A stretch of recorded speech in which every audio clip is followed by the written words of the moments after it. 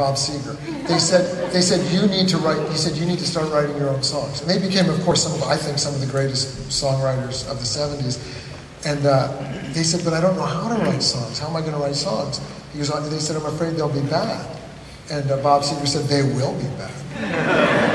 And you'll make 9 bad ones, and then you'll make 1 good one. You know, and he remembers listening to Jackson Browne, who lived upstairs from them in LA. They were both starting out as songwriters. And every day they would hear Jackson Browne get up and write that song, Doctor, my eyes have seen it. Every day he was writing that song. He'd work on that song 100 times every day and make pots of tea. They'd hear the kettle go, and they'd go, wow, that guy's working hard on that song. And that became a classic song. So, you know, just a lot of hard work and mistakes. So I tried to make short films after that. I had several jobs, many jobs, as a bartender and, you know, house painter. And, you know, I just had lots of jobs. And my parents felt my whole college education had been wasted.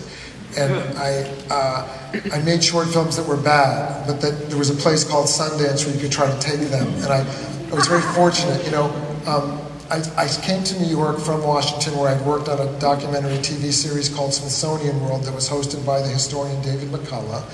And I got to work for them as their gopher. And then they told me, a cinematographer there told me that if you went to New York, you could get a movie maker's cinematographers to work for you for free, which was a revelation to me. Now anybody can make a movie on their phone. But at the time, you know, it was like I didn't know how to do any of it. So I went to New York, and I was a waiter for rich people, and I was a waiter at parties at Jacqueline Onassis' house, and at the New York Film Festival. I waited on Martin Scorsese at the premiere at the Museum of Modern Art of Goodfellas, and at the premiere of The Color of Money, and I said to him, I really want to do what you're doing, and he said, I'll have a vodka.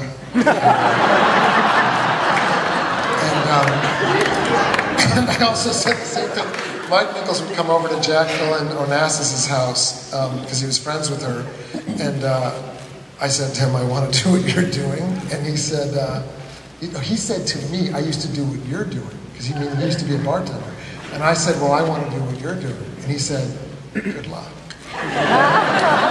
So